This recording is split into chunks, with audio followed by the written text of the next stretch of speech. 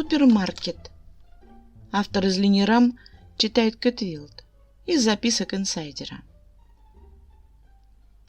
Если Шугу ни в коем случае нельзя в подвыпившем состоянии подпускать к такси, то Тэхёна в периоды острого душевного разлада категорически. Под страхом смертной казни нельзя подпускать к супермаркетам.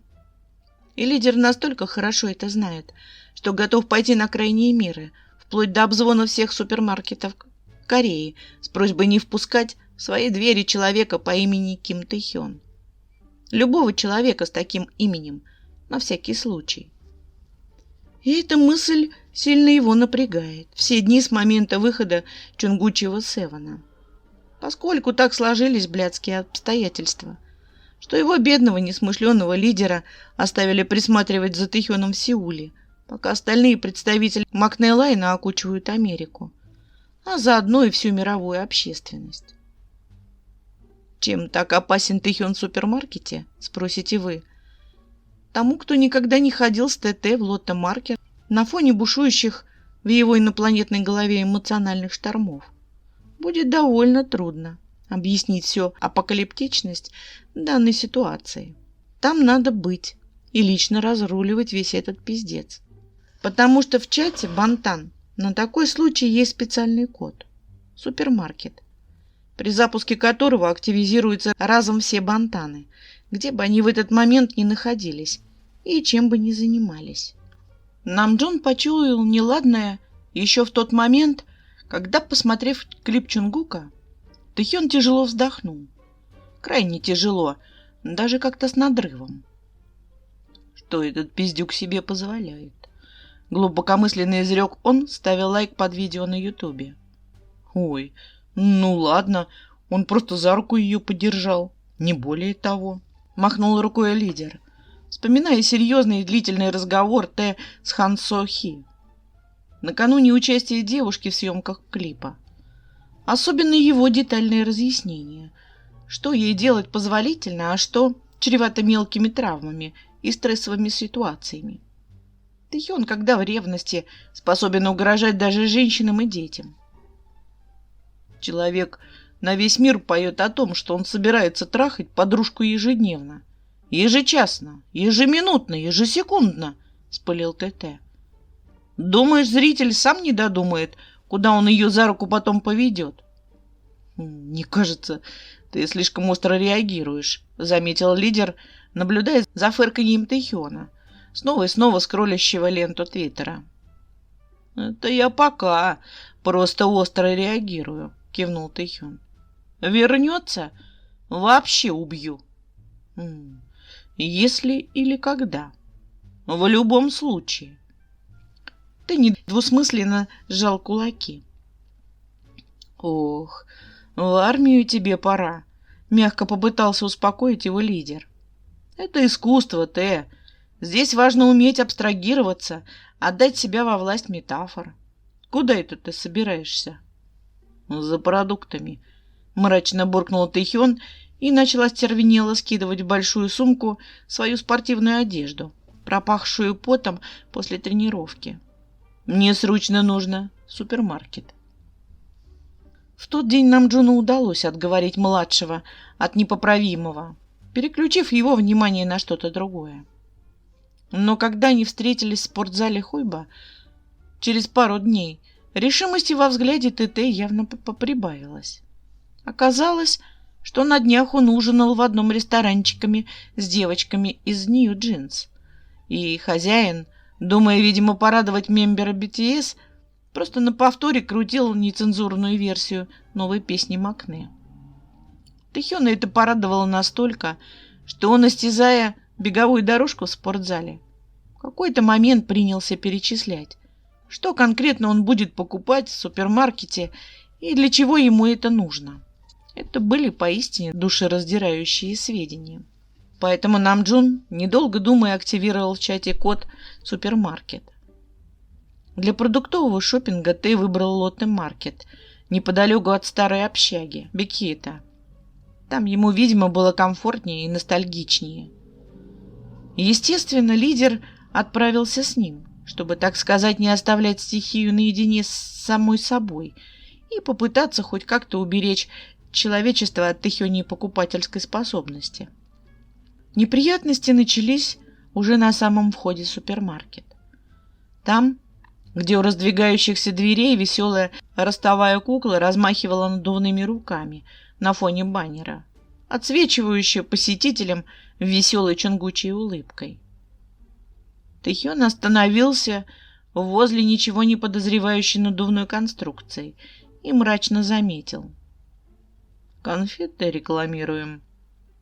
Кукла подмигнула ему своими надувными глазами. «А о том, что процент сахарного диабета среди несовершеннолетних в мире растет, вы со своими хозяевами подумали?»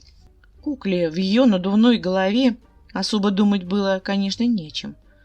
Поэтому вопрос-то она проигнорировала. Чего не собирались делать посетители, заметившие мембера BTS, беседующего с предметом интерьера, и начавшие незамедлительно снимать весь этот импровизированный перформанс на свои телефоны. Поэтому Намджун просто схватил Тэ за шиворот и втащил внутрь магазина. «Так», — зазирался Тэхён, — «для начала купим все, что по акции». «Прям все?» — потер кончиком пальца переносицу лидер. «Естественно», — кивнул Тэ.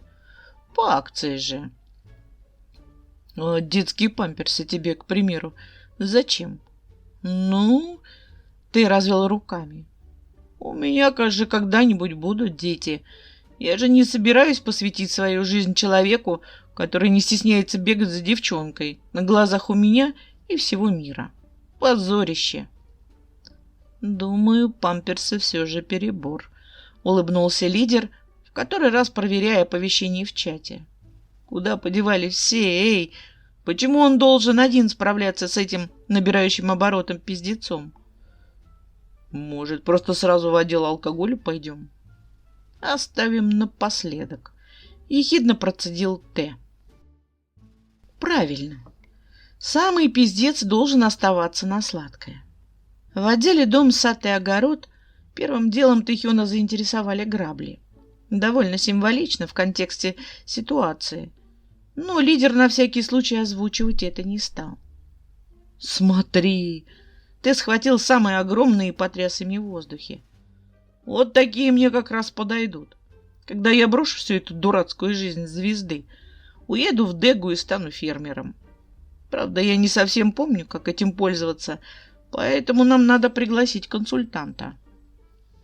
Консультант явился незамедлительно, озаряемый собственным энтузиазмом. Дурачок, сам пока не знал, на что подписывается. «Не могли бы вы продемонстрировать мне возможности этого полезного гаджета?» Очень вежливо обратился к нему Тэхён.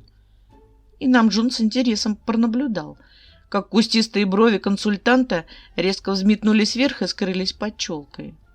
«Грабли возможности?» — уточнил на всякий случай продавец. Тэ протянул ему одно из древнейших орудий труда. Намджун сделал пару шагов в сторону, на всякий случай закрывая от Тэхёна обзора набор симпатичных штыковых лопат. «Ну...» Консультант, видно, сдаваться просто так не собирался, поэтому с воодушевлением начал удовлетворять запросы посетителя. У данной модели граблей механическое управление. «Так», — кивнул Тэ, открыл в телефоне блокнот и начал конспектировать. «Зубцы усилены специальным металлическим сплавом», — продолжал продавец. «А сами они выполнены в верной форме». «Верной — это хорошо», — согласился Тэ. «Больше площадь прочесывания, если что. Вы покажете, как они работают?» «Здесь?» — не понял продавец и огляделся. Ряды стеллажей с садовыми фонариками подмигнули ему немного ехидно. Мол, давай, проявляем профессионализм. «Ну да», — кивнул Тэ. «Как ими пользоваться?» Продавец посмотрел на него внимательно и, судя по мелькнувшей искре во взгляде, решил так просто не сдаваться. «Прошу вас пройти в отдел садовых покрытий и искусственных газонов. Повел он рукой, указывая на громоздящиеся рулоны зеленым пластмассовым ворсом. Ты с воодушевлением последовал за ним. К примеру, вам нужно собрать опавшую листву, предположил консультант, раскатывая один из рулонов. Тогда вы берете грабли в левую руку, поддерживаете правый за черенок вот так. Для лучшей визуализации я сейчас принесу с улицы опавшую листву, озвучил ты очередную идею. Угомонись, я тебя прошу, в отчаянии остановил его Намджон. На улице лето. А этот чувак отрабатывает свою зарплату на все 300%.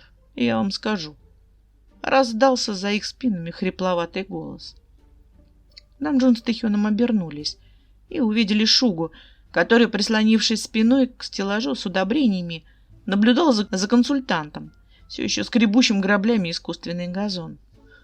«Ой, Юнги-хён!» — восторженно поприветствовал его Тэхён. «А я тут как раз планирую вернуться в Дэгу и стать фермером. Ты со мной?» «Безусловно», — кивнул Шуга и улыбнулся. «Ведь именно ради этого я проделал весь этот путь в корейском шоу-бизнесе. Исключительно ради того, чтобы в итоге скрести граблями пластмассовую траву. В отделе алкоголя уже были?» Этот вопрос был адресован Намджону. И тот, вздохнув, поспешил разочаровать маэстро. Напоследок оставил мелкий мерзавец. Мелкий мерзавец, потеряв уже интерес к граблям, устремился в отдел с живой рыбой. Поэтому Шуга, вознаградив несчастного консультанта, все еще скребущего пластмассу, за труды внушительной купюрой, потащил лидера следом за Т, чтобы не упустить азартного покупателя из виду. Тэхён в отдел живой рыбы входил с видом Александра Македонского, порабощающего Гавгамелы. Планы у него, судя по всему, были самые сатрапские. «Так», — провозгласил он, остановившись у самого большого аквариума. «Привет!» Обращался он, видимо, к огромному тунцу, глядящему из-за стекла с вековой мудростью во взоре. Хотя лежащий на самом дне огромный сом в соседнем аквариуме тоже, кажется, заинтересовался разговором. «Как тебя зовут?» Тунец мигнул и недоуменно пожал плавниками. Видимо, это был тот тунец, которому песня Сакджина в свое время не очень-то зашла. Поэтому особой радости от встречи с мембером BTS он явно не испытывал. «Мне кажется, он не собирается с тобой разговаривать», — хихикнул Юнги. «Как минимум из-за того, что ты ему не симпатичен. Ну и по причине немоты, конечно. Рыбы ведь не мы, Т. Им просто не о чем разговаривать с человечеством, которое вылавливает их и помещает в стеклянные банки», — угрюм пояснил Тэхён. «Думаю, ситуация изменится, когда мы выпустим его на свободу». «Купим и выпустим на свободу, ты хочешь сказать?» На всякий случай уточнил Намджон. «Усматриваю здесь признаки социальной несправедливости», — возмутился Тэхён и начал взбираться по небольшой лесенке на стенд, где был установлен аквариум. «Думаю, когда его ловили в океане, никто ему ничего не платил». «Ты же не собираешься лично доставать его из этой штуковины?» Улыбка слетела с лица Юнги, и он всерьез забеспокоился. На протяжении долгой бантанной истории пару раз случались эпизоды взаимодействия человека и аквариума, и ничем хорошим они не заканчивались. «Ты за кого меня принимаешь?» — обернулся Тэхён. «Конечно, собираюсь. Я не могу оставить бедную рыбку в плену». К счастью, именно в тот момент, когда ты уже перекидывал ногу через бортик аквариума, его телефон разразился недвусмысленным рингтоном, показывающим, что ему звонит старший Бантан Хён. А это событие настолько редкое, что игнорировать его смерти подобно. Все-таки у Хёна есть стабильное оружие и раздутое до масштаба вселенской ЧСВ. И еще неизвестно, кто из них обладает большей разрушительной силой. «Привет, Щегол!» — раздался из трубки голос Сакджина. И Тэхён улыбнулся, спускаясь со своего постамента. А лидеры с маэстро оперативненько увели его в отдел овощей. Обычно среди капустных кочерыжек ТТ вел себя более адекватно. Видимо, не в этот раз. «Привет, Хён». Сакджин посмотрел на Т с экрана видеосвязи и с ехидной улыбкой констатировал. «А ты, я смотрю, в супермаркете. Сорвался все-таки?» «Сорвался, Хён. Чонгуки, он же... Видел же ты?» «Видел. Горжусь нашим пиздюком изо всех своих сил. А у меня их сейчас много, как никогда», — с удовлетворением фыркнул в экран Джин. «С тобой хоть взрослые рядом есть, или можно наряд полиции вызывать?» «Есть!» — кивнул Тэ, но тут же спохватился. «Что это еще за шуточки? Я сам уже взрослый, мне няньки не нужны». «Да», — недоверчиво протянул старший Хён. «Тогда скажи мне, что это ты сейчас делаешь?» «Покупаю овощи к ужину». Ты схватил упаковку какой-то зелени и бросил в корзину. «Вот, сделаю бибимбап». «Это метод, Тэхён», — попытался остановить его Намджон. «Пусть делает, Джуни», — заржал с экрана Джин. «А потом я хочу посмотреть, как он будет этот бибимбап есть. Что еще ты там покупаешь, Тэ?» «Думаю, купить арбузик, Хён», — хихикнул Тэхён. «Я показывал тебе, как я умею выплевывать косточки и ловить их на лицо».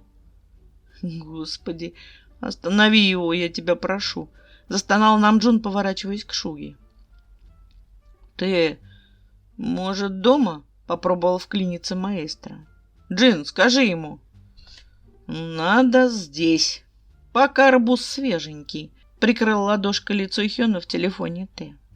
«Пока арбузик до дома доедет, пока его разрежут, он уже просто выдохнется».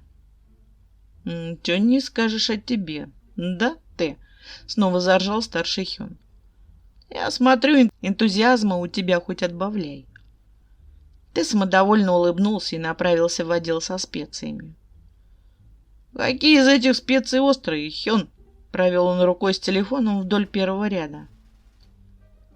«Судя по тому, что я успел увидеть, пока у меня не закружилась голова, все, что ты мне показал, это перец красный, острый. Думаю, здесь нет острых специй, малыш. Покупай все». Джин в телефоне глумливо захихикал. «Так». Юнги шлепнул ладонью по лежащей рядом с ним в лотке дыни, отчего дыня возмущенно скрипнула. «Думаю, ты уже достаточно сублимировал в продукты. Мелкий, давай продвигаться дальше, подальше от этих подозрительных сыпучих продуктов». «Кстати, о сыпучих продуктах», — вспомнил Сакджин и захихикал еще активнее. «Юнгия, а тебе в армию не пора? Или ты ждешь, когда тебе откажут в военном билете в силу пенсионного возраста?» «Пока, Хён!» — заорал Тэхён и сбросил звонок. «Не время для разговоров. Мы еще не были в отделе постельного белья». В прошлый раз он изображал милое привидение с мотором, разруливая по рядам пододеяльники. Со вздохом уточнил Намджон, устремляясь вслед за покупателем года. Или в позапрошлый. «Это было, когда Чонгук встречался с Чарли Путом», — напомнил Юнги. «Сейчас ситуация может быть посерьезнее». Тэ понесся вдоль стеллажей, но на перекрестке отделов ему пришлось резко затормозить, чтобы не врезаться в Чимина, который неожиданно вывернул из-за угла. «Ты, Хёни, детка, какая встреча!» — распахнул Чим-Чим свои объятия, понимающе подмигивая Намджону, мол, принимаю эстафету. «Поможешь мне выбрать новую подушку?» «Почему подушку, блин? Боже мой!» — закрыла Юнги лицо ладонями. «Только ты можешь делать слова более еретичными, чем они уже есть. Хотя это кажется невозможно», — улыбнулся Намджон. «Так ведь дал же бог Тонсена. Спасибо большое предкам за такую жесткую карму». «Ну, в отделе подушек хотя бы нечего разбивать», — примирительно начал Намджон. Хотя... И ткнул пальцем в пролетающую над их головами красивую фиолетовую подушку, держащую путь явно куда-то в посудный отдел. Что-то загремело, потом загремело еще раз, но после этого стихло. Из-за стеллажа высунулась виноватая физиономия Чимина. Там это случайно так получилось. «Да ладно», — зашипел Юнги. «Мне прям интересно было бы увидеть, как подушка может случайно, блядь, полететь. Или я не все знаю о подушках и их аэродинамической самостоятельности». «Иху!» — проорал пронесшийся мимо Тэхён, раскручивая над головой еще одну, но уже оранжевую, с веселенькими авокадинками. «Я должен лично проверить, насколько эти подушки безопасны для твоего Чимини здоровья. Вдруг мы решим устроить как-нибудь подушечный бой». Его голос стих где-то в районе отдела со сковородками. Зато послышался новый грохот, еще более зловещий, чем предыдущий. «А ты говоришь, чего ты, лидер, в армию не торопишься?» Ткнул пальцем в сторону, куда в этот момент мелкими перебежками направляясь тревоженные продавцы и охрана. Как вот этот пиздец без присмотра оставлять? И это же ведь еще не полный пиздец. Скоро будет полным, не переживай. Вот-вот Гуки должен из Америки вернуться, успокоил его Юнги. Нам бы только день простоять, да ночь продержаться. Из-за стеллажа появился какой-то притихший Тэхён, держа перед собой телефон со светящимся экраном видеосвязи. «Взрослый, самостоятельный, самодостаточный, уважаемый человек», послышалось из динамика знакомым голосом. «Тебе не стыдно так себя вести?» «Хобби!» — со всем облегчением вселенной вздохнул лидер. «Слава богу!» «Хён», — пробормотал Тэхён. Ты знаешь, ты видел его клип? Как так можно вообще?» «Я видел», — донеслось успокаивающим уже тоном из телефона. «И ты видел. И ты оценил актерскую игру нашего Гуки. Восхитился, как он замечательно смотрится в кадре. Какая у него потрясающая фигура. И весь мир оценил.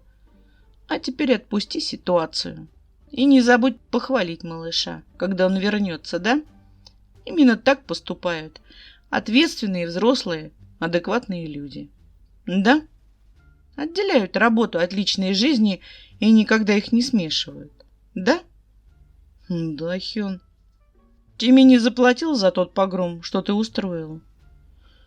Платит как раз. Там небольшой погром.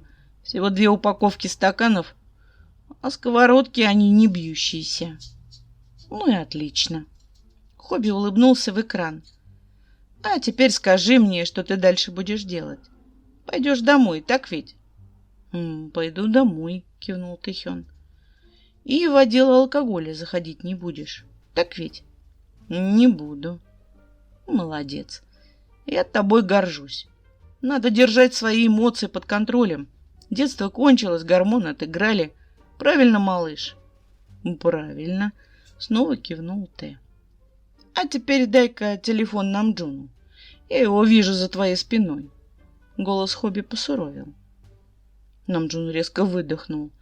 Хасок таким тоном разговаривал с ним только тогда, когда он умудрялся что-то накосячить.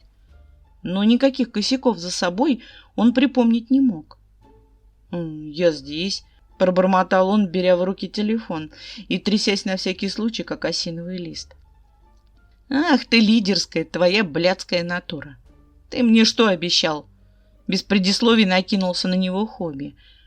Если бы не телефон, накинулся бы и более осязаемо. «Ты опять таскаешь в свою студию толпу мужиков». «Смеешься, что ли? Мы над альбомом работали», — попытался оправдаться Намджун. Ну, Хасок как-то уж очень быстро выработал себе в армии командный голос, так что его было просто не перекричать. «Ты мне зубы не заговаривай!» — доносился с трубки.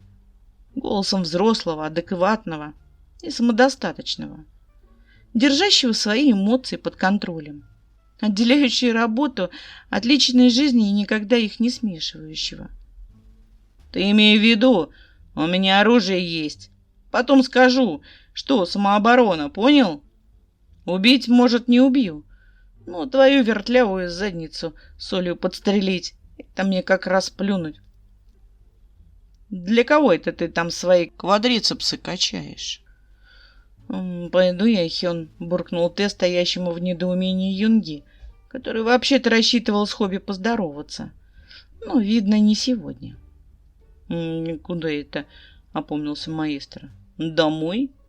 Не, мотнул головой Тэхён. В отдел алкоголя. Шуга был не готов к этому совершенно. Собственно, к последствию Тэхёнова общения с алкоголем подготовиться было нереально вообще кому-либо. Ибо это всегда истерики и спецэффекты, хаотичная миграция всех имеющихся тазиков по квартире, холодные компрессы на лоб, слезы и страдашки на самых высоких нотах, кающийся грешник в нарастающей геометрической прогрессии и полный пиздец до самого утра. Для всех, кто имеет неосторожность находиться в этот момент рядом. Именно поэтому Шуга просто остается стоять на месте и не идет следом, потому что, ну его нахер, потому что он на такое не подписывался, потому что слишком стар для всего этого дерьма и все такое, потому что в конце концов он что, самый лысый? Вон лидер подстригся, пусть он и разбирается. И поэтому ты оказывается совершенно один в окружении бесконечных рядов алкогольной продукции. И литры виски за темным бутылочным стеклом ехидно подначивают его встать на путь саморазрушения. И когда он, наконец, решается взять со стеллажа бутылку Балантина, на бутылку ложится ладонь со знакомым смайликом на среднем пальце. Хороший выбор, произносит прямо в его затылок мягкий простуженный голос. И ты чувствуешь, как мурашки разбегаются из-под линии волос дальше по спине и рукам. Составить компанию. Ты не оборачивается. Он все еще обижен и охвачен ревностью. Насколько это, конечно, возможно, когда тебя охватывает еще и острое ощущение счастья. «Не стоит», — говорит он обиженно. «У тебя, я видел, есть компания покруче». «Сахи не пьет спиртное», — хихикает затылок ты Чунгук. «И вообще, это не моя компания». «Да?» — все еще не оборачивается Кит Тэхён. «Как мило. Ну, тогда поищи себе другую компанию. Потому что я намерен напиться в одиночку. Потому что мой парень, знаешь, со всех экранов гласит какой-то левой девчонке о том, как будет трахать ее, как там, every hour, every minute». Его рывком разворачивают и прижимают к стеллажу с коробками джина. Хорошо, что коробки картонные и хорошо упакованные, а то кошельку Чимина пришлось бы сегодня нелегко. Мягкие губы Макне находят его выпеченную нижнюю губу и настойчиво всасывают. А потом Тэхён слышит шепот погорячее. Every second, ага. Я уже как-то пел все это человеку, для которого эти слова были написаны. Непонятно только, почему сейчас он вздумал выебываться. Ну ничего, я терпеливый, подожду. Так что, к тебе или ко мне? Тэхён улыбается, оттаивает. Я просто очень скучал, шепчет он, находя и сжимая руками талию Чунгука.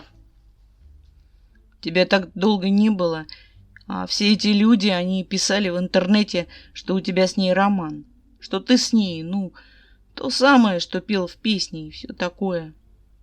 Боже, ты же знаком с ее парнем, но чего ты там себе напридумывала опять? Слава богу, раздается за их спинами. Блин, я слишком часто стал обращаться к Богу. Вам не кажется? Из-за стеллажей выворачивает улыбающийся Юнги. Все, малый, мы тебе твоего обормота сохранили. относительной целости и сохранности. Чего не скажешь о супермаркете. Я все порешал, Хён. Приближается со стороны касс такой же улыбающийся Чимини. Среди работников оказалось целых 4 армии, так что мои финансы не сильно пострадали. Забирай ТТ домой. Гуки, у нас еще с Юнги есть дела. Да, Хён? Юнги загадочно хмыкает. А где твоя тележка с покупками? Оглядывается Чунгук. Или сегодня все обошлось? Сегодня обошлось, смеется Тэхён и сильнее прижимается к Макне. О, ну можешь спросить у Юнги. Я с Данхёком и 2 минут наедине не находился. Мы просто встретились в студии. А потом сразу же зашел Юнги. Так что мы просто перекинули биты, и он ушел. Значит, какое-то время все-таки наедине вы находились. Да? Голос Хасока из трубки звучит зловеще. Вот твое счастье, что мне пора уже идти на построение, Ким Намджун. Иначе я заставила бы тебя... А? Да, иду. Да, я иду. Пока. Попрощайся там со всеми. И смотри у меня, понял? Я за тобой слежу. И у меня оружие. Не забывай. И навыки рукопашного боя. Это тоже немаловажно, понял? Я предупреждаю тебя в последний раз, Намджун. Понял, я понял. Лидер оборачивается и встречается взглядом с 4 парами сочувствующих, но все-таки ехидно блестящих глаз. Разводит руками. «В армию тебе надо», — вздыхает Тэхён.